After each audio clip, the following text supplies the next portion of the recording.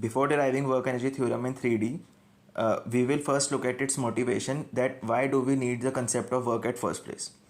The key concept over here is that many forces, and most importantly the most fundamental forces in Newtonian mechanics, that is the force of gravity and the force between two charges, they both are functions of distances.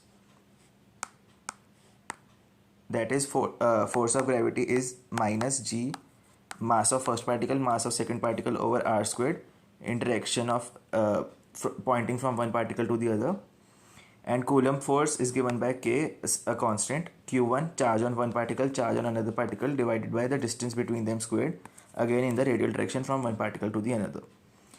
Thus we see that both forces are a function of distance between the displacement or distance between the two particles, and not a function of time,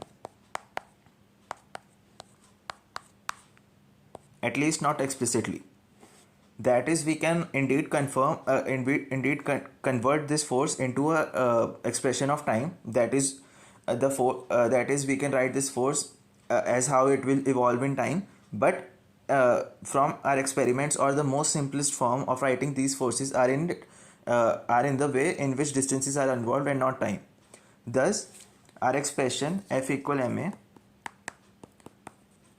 which is usually written as mdv by dt, needs to be altered, because without this, because over here we are given that v is a function of time,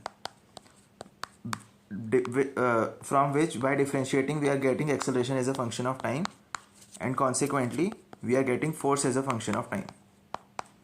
But we are not interested, at least in fundamental cases and in many other cases too. For example, in spring force, where the force is proportional to the compression or the extension of the spring, we are not interested in how force depends upon time, but how force depends upon distance.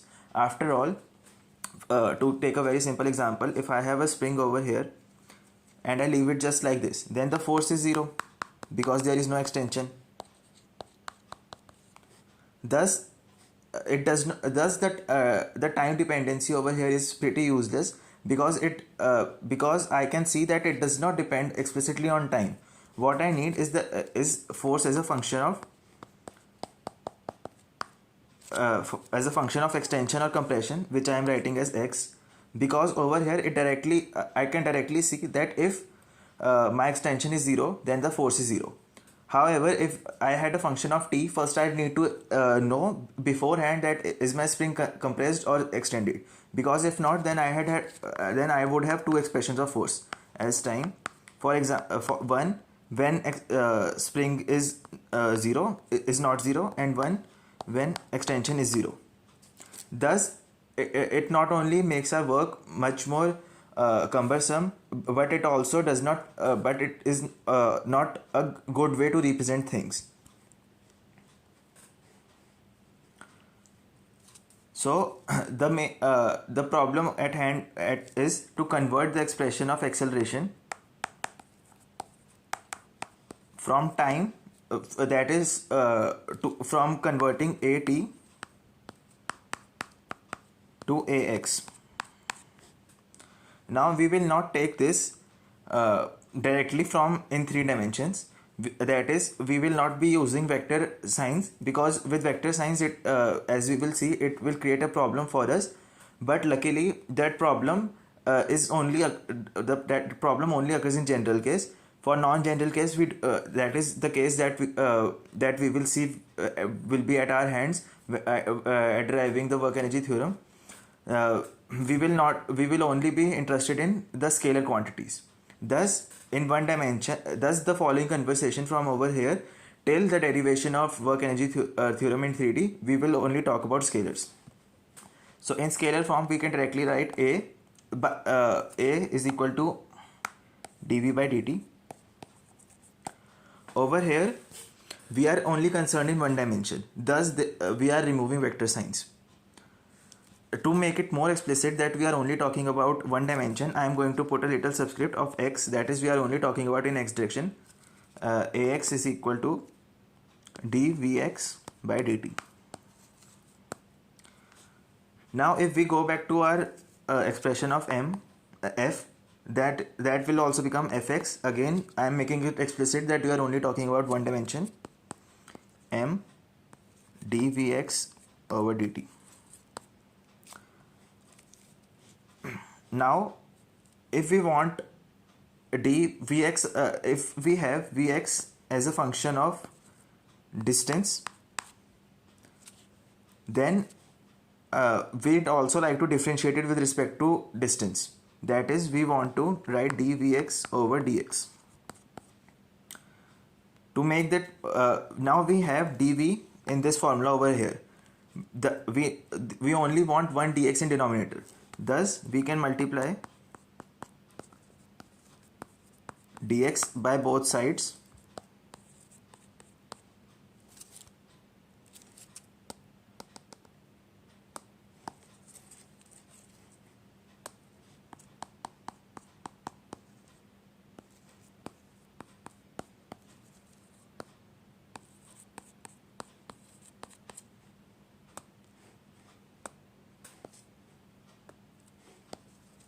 degree. Now if we look at it carefully, this term over here becomes velocity. Thus we can write it as mvx dvx over dx. Now it becomes much more sensible to multiply dx by both sides, and thus we would get fx dx. Now just to be clear, when I say that it becomes sensible to multiply dx, that is because we also know that force is a function of displacement or distance between the 2 points. Thus if we want to solve this equation, we have to, thus if we want to solve this equation, if we need to integrate, we can easily integrate this expression, because we know that force is force is given us as an expression involving only and only distance and not time.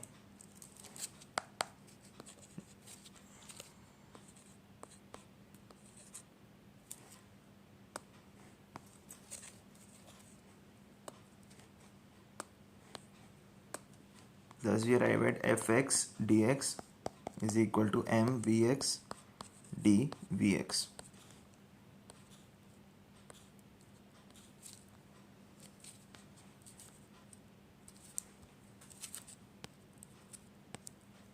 Integrating, we get fx dx is equal to half m vx squared plus half m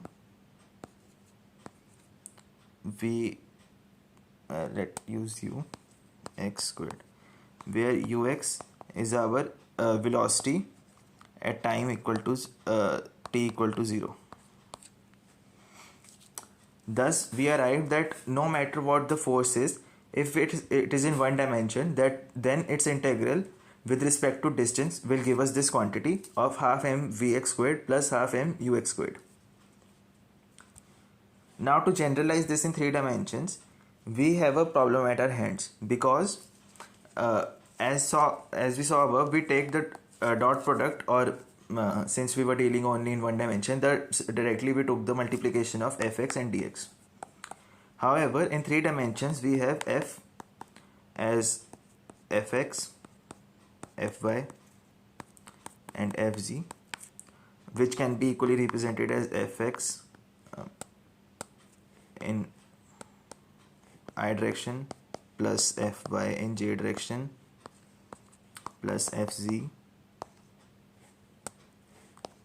in k direction, but I'll use this notation to make the equations less cumbersome. Thus we have force, thus our force has 3 parts. Similarly our x vector also, or dx vector also has 3 parts. Sorry, over here, not to because I am using x also for x coordinate, thus I'll use dr vector, which is our 3-dimensional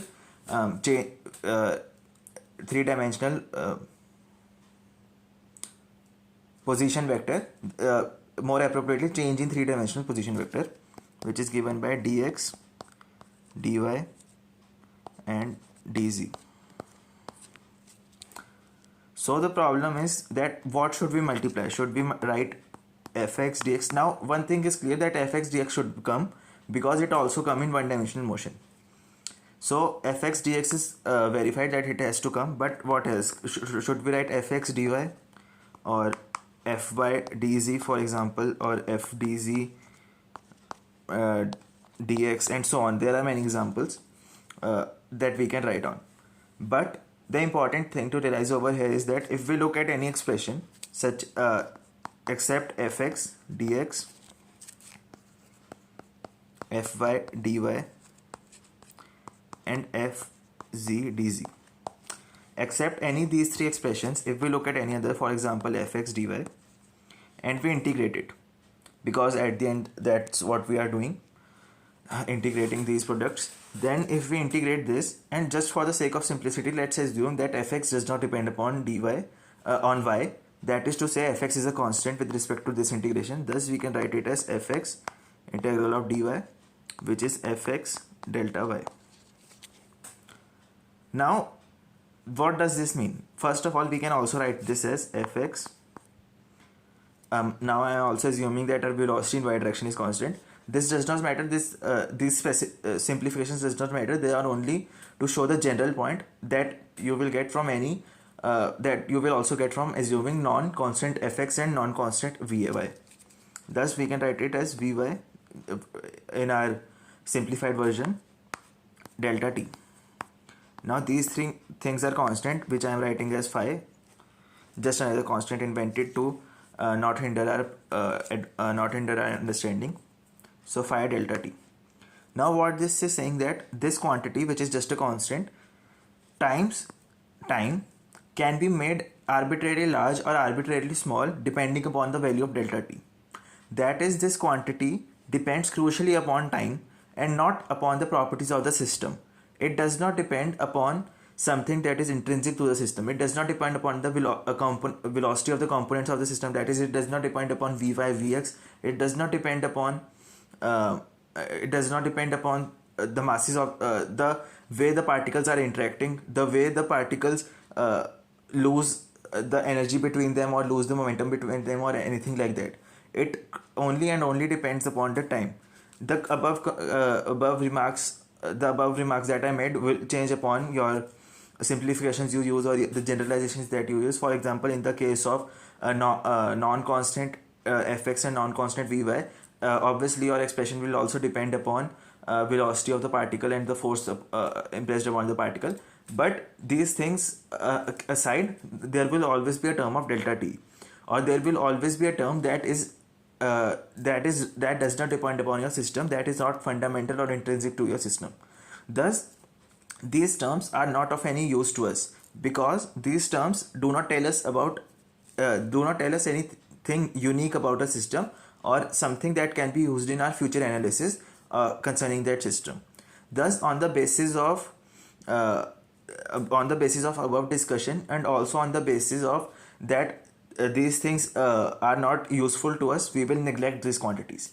That is, we will only concern ourselves with three quantities of fx dx, fy dy and fz dz. This is to say that if I am in a 3D plane, that is, if I am in 3D world and I have a particle projected over here with some force in this direction, this is our force vector, and the particle moves over here,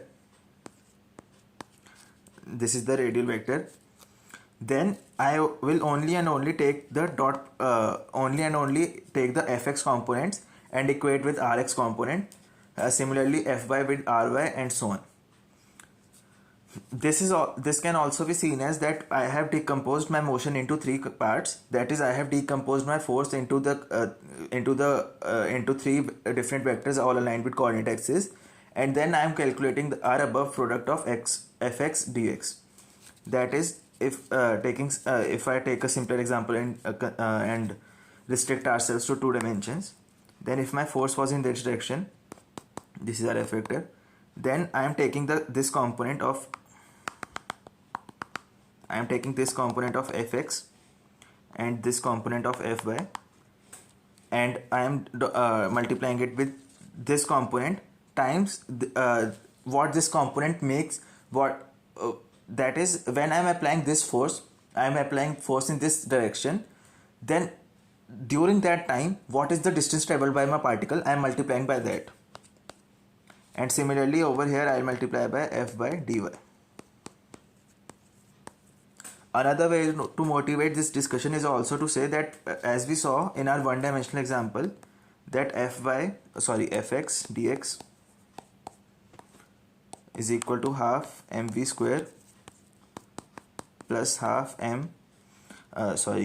vx ux square. We can also write just by from symmetry that since this equation is valid for any coordinate axis, that is, our physics is coordinate independent. If this equation is true for one direction, this must also be true for another direction. Thus we can also write f by dy as half m. Over here now vy would come plus half m u uy square, and similarly an equation for fz. Thus then we can add all those terms and our analysis will follow from that. However, this though makes sense, it overpasses the question of multiplying fx with dy, for example. Thus I took some time and explained that also, that why that procedure does not advance our understanding or becomes a burden to us, in the sense that it does not tell us anything special about the system and only makes our calculations more lengthier and distracts us from the main point that work energy theorem tells us about. Now that being cleared, we will move on to the derivation of work energy theorem. Being cleared upon that we are only dealing with terms of fx dx, f by dy and fz dz, we will add these terms. Thus we get fx dx plus f by dy plus fz dz.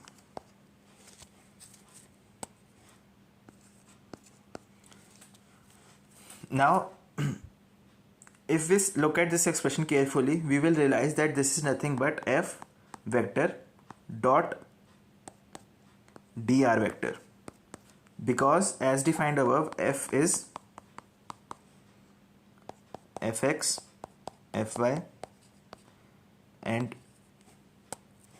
fz, and dr, that is change in our displacement vector or position vector, is dx, dy and dz.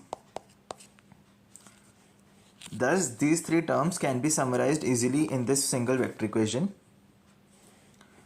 But what is this f dot dr equal to? Well, as we saw above, that it is equal to these three terms, which themselves are equal to these terms. That is, we can write it as m dv, little space issue,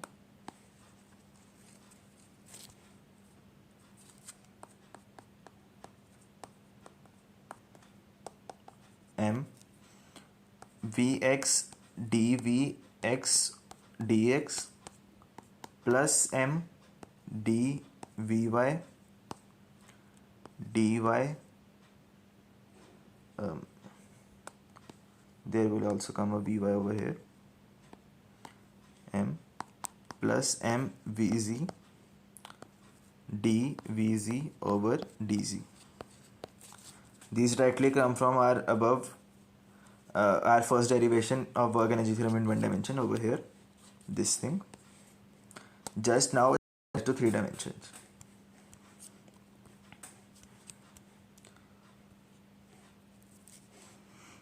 We can take all these common. Oh, sorry, over here these dx's wouldn't come.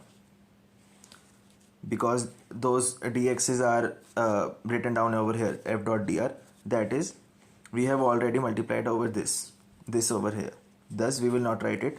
Basically we are writing that that fx was m vx d vx over dx, thus fx dx becomes vx dm, it becomes m vx dvx, and this is what we are writing over here, mvd vx dvx. Similarly for y and z terms.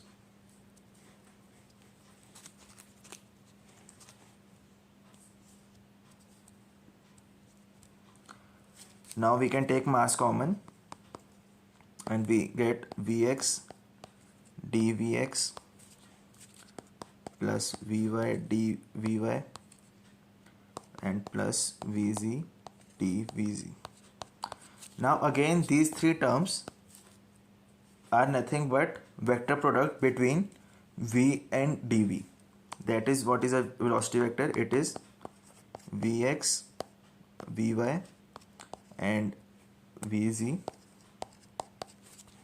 and our dv vector is dvx dvy and dvz. Thus if we take the dot product of these two vectors, we will get our above expression. And in general also, this is one should look out for these terms, that whenever we have a summation of terms involving two vectors, such as a vector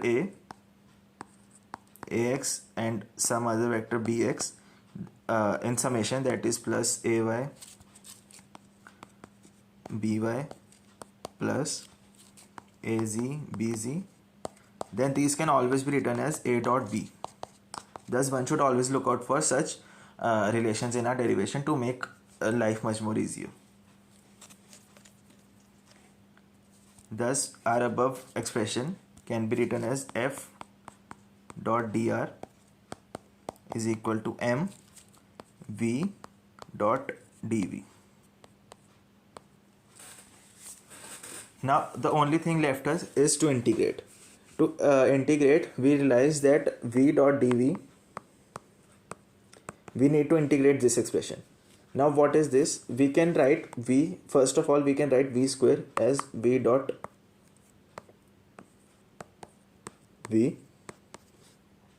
If I differentiate this expression, then I'll get from here 2v is equal to dv dot v plus v dot dv. Since these are dot products, these two terms on RHS are equal, thus I can write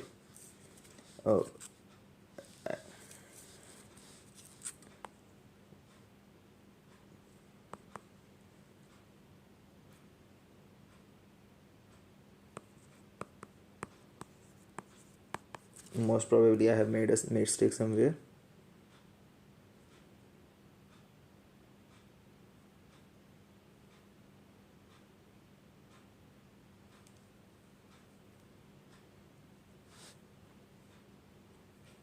Yeah, all right.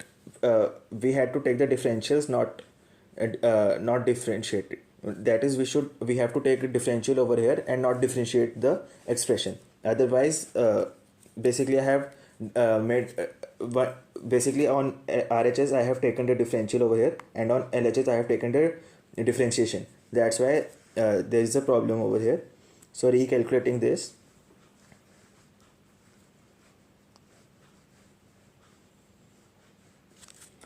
we have v square is equal to v dot dv. Now we have to take the differential, that is dv square is equal to dv dot v, which is equal to dv dot v plus v dot dv, which is equal to 2v dot dv. But since we are only interested in v dot dv, we will divide both sides by 2 and get dv square over 2 is equal to v dot dv. Now we can substitute this in our relation over here and we will get f dot dr is equal to half m dv square. Integrating both sides we get f dot dr is equal to half m v square minus half m u square, where over here I can write v naught, where v naught is our velocity at t equal to 0. And this is our work energy theorem in 3 dimensions. Now there are some generalizations that we should note over here. First of all, this expression of f dot dr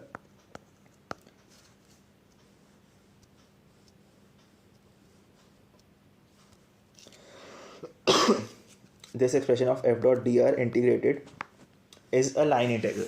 That is to say, we have some path given to us, the path that the particle follows, and we go to at each point. So we take this point for example, and we calculate force on this point. That is, let's say the force on this point is over here in this direction, but the displacement is in this direction, thus the path 2 is following this direction. So this is our dr vector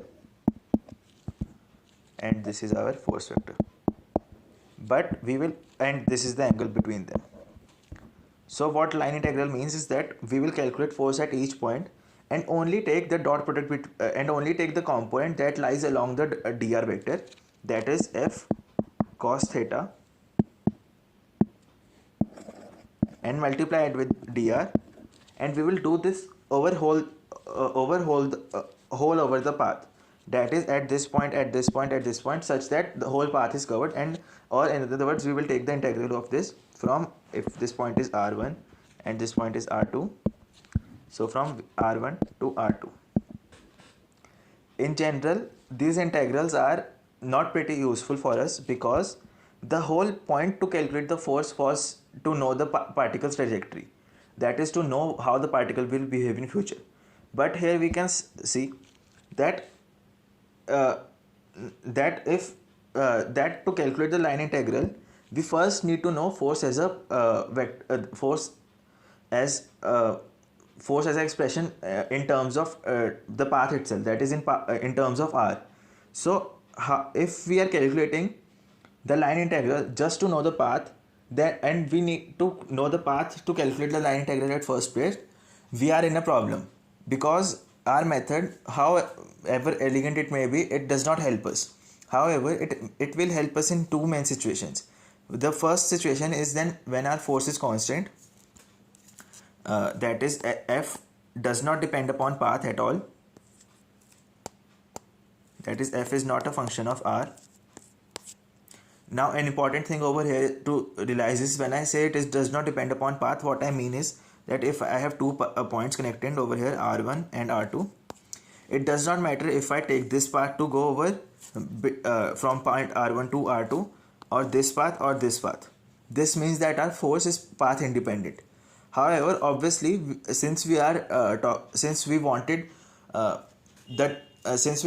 relation between the distance and relation between the distance and what the particle is doing at that point, that was the main reason we concerned ourselves with mv dv by dx rather than just saying m dv by dt.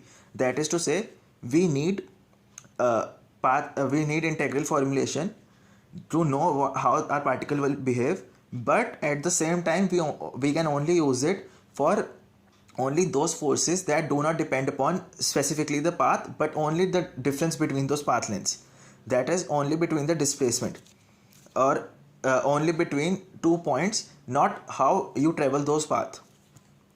Thus if our expression of f dot dr for all of these three paths, let's call it L1, L2 and L3, if it is same for all these paths, then our force is path independent. That is the first case.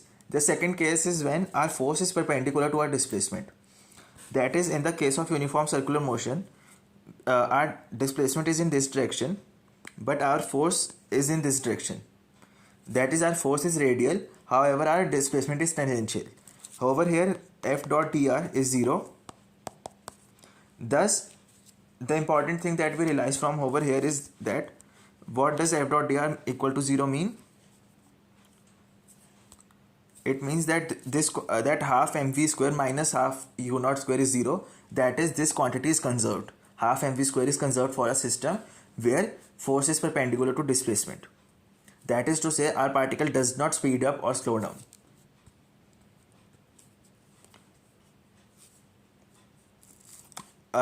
If it seems confusing to you that why in this case, since clearly we have a force but still we are getting a 0 F dot dr just because we have a perpendicular component, then a nice way to think about is that when the particle is moving in this direction, over here I am talking about an issue that does not that is not related to work energy theorem, but it is just for the sake of completeness, that over here this is our dr vector and this is our f vector. Now this dr is so small that it does not matter where I draw f vector, that is I could also draw it over here or over here, it does not matter because dr is small. And this is the key point, that dr is small, thus f dr is also small.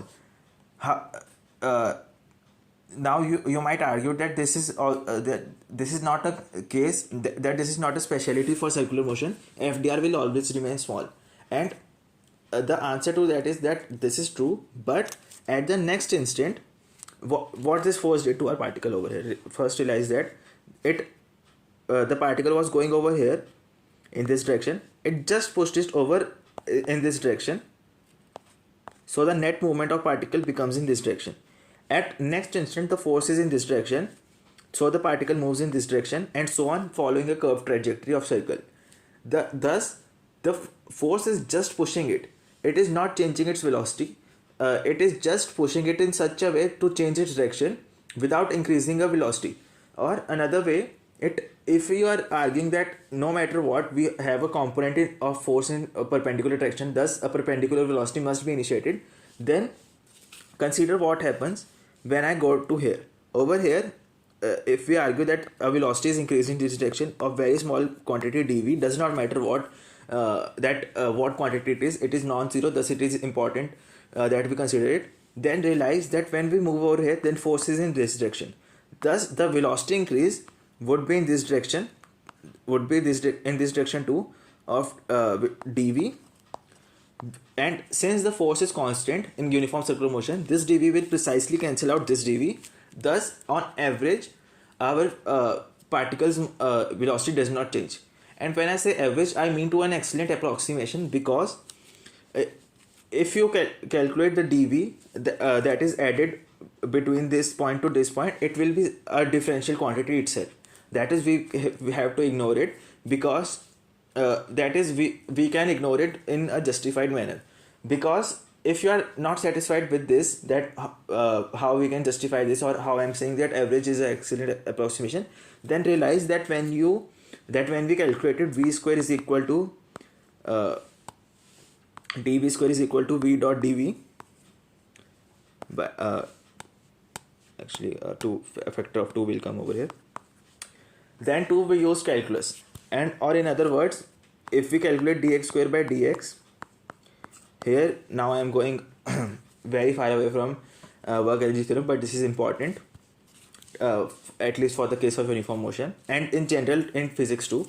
That is, when I am calculating this, what I am doing is I am calculating x square plus 2x dx plus dx whole square minus x square over dx, which becomes 2x dx plus dx whole square over dx, which, assuming that dx is a differential quantity, becomes 2x. That is, over here 2 we are approximating, and this is such a simple quantity, that is a simple differential of x square. In physics we use many other differentials. Thus, if we are not satisfied with this, that is, we are not satisfied with the velocity argument that the average is an excellent approximation, then we should also not be satisfied with this. But if we are being satisfied with this, then we should also be satisfied with the velocity argument, because those two arguments both are precisely the same, both involve differential quantities, and thus we must need the help of calculus to make sense out of those. Now getting back to our work energy theorem, the derivation was completed. That was F dot dr is equal to half m v square plus half m v naught square, or minus half m v naught square. Again, the derivation over here is completed. Now I am just talking about the general properties of this equation. An important thing of path independent forces is that if we go between one point, if we come back to one point, that is if I travel across this path and come back to this point again, then this integral would be 0, because as said before, path independency means that force only depends upon the difference between the two points. Since the difference is 0, the force is also 0. To give a concrete example, let's consider the force of gravity. For force of gravity, we have F is equal to minus G m1 m2 over r square r cap. We can write this as phi, where phi is defined as minus G m1 m2, just a constant to make our calculation simpler. Now what is F dot dr? Well, it would be phi r cap dot dr over r square. Now realize this, that r cap and r, they point in, and dr, they point in same direction. That is, if we take an example from, let's take the example of a star and a planet orbiting the star, we see that the force is in this direction.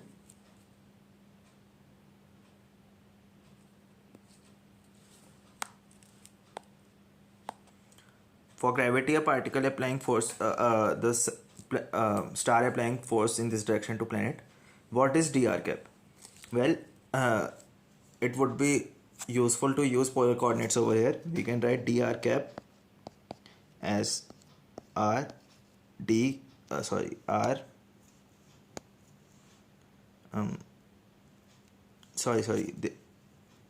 over here we have dr, or dr, right, not dr cap but dr. Yes, and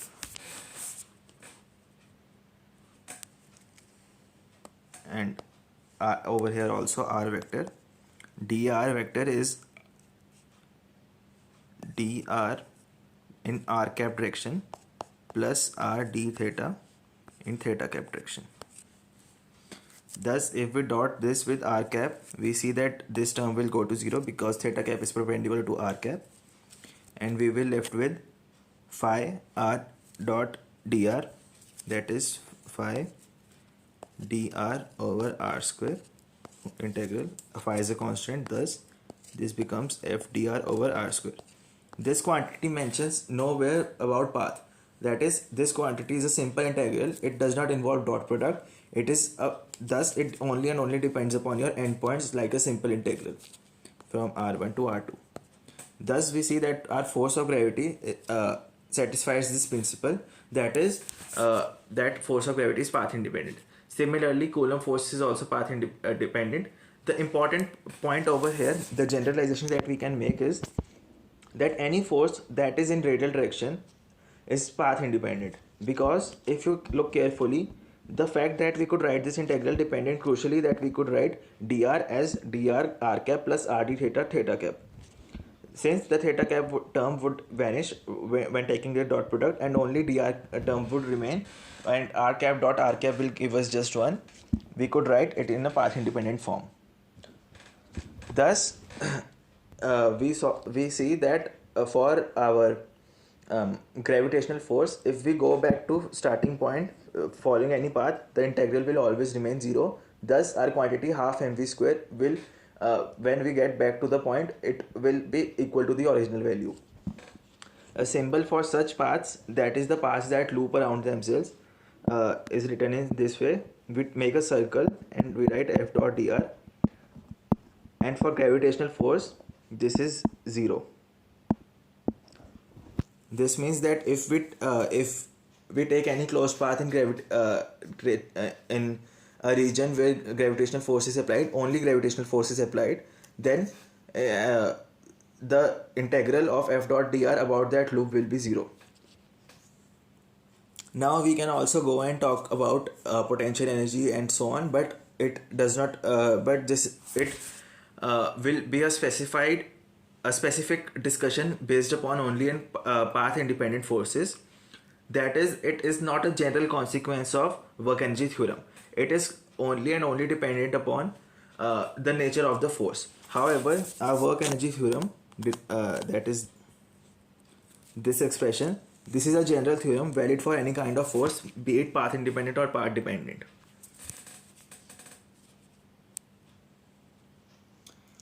There is also one another way to derive our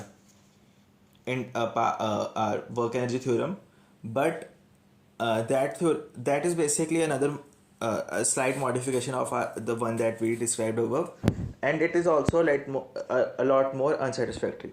In that derivation, we directly take f dot dr without any consideration that what is our motivation to do this. We directly write this, then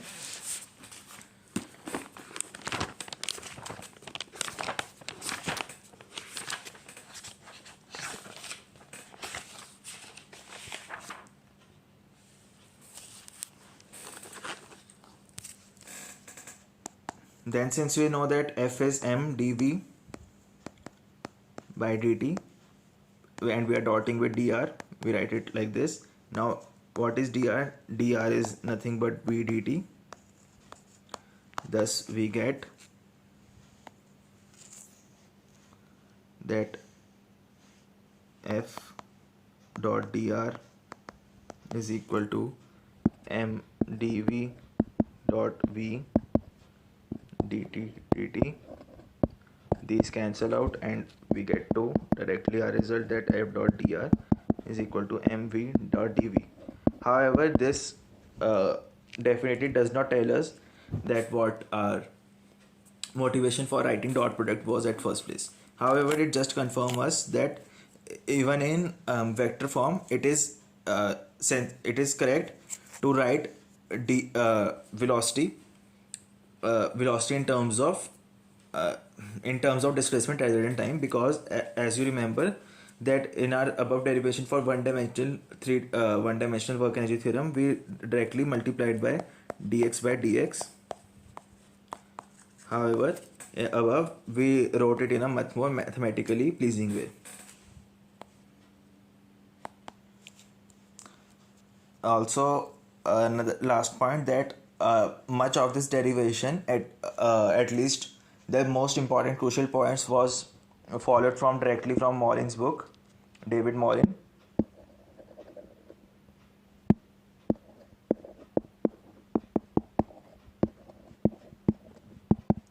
David Morin's book, and also from Klepner. The last derivation that in which we directly dotted with f dot dr, it was followed from Klepner and Colin Coe's book. Another good book to follow if you want is one by Irodov, and there is also Feynman's lectures in physics. But just a word about Feynman's lecture. Personally, I do not like using them as a first introduction to the subject. That is, if I am studying, for example, work energy theorem, then I prefer to learn it first from another sources like Klepner and Kollenkov, or from Morin, and then read Feynman to gain a better understanding of it. That's it. Thank you.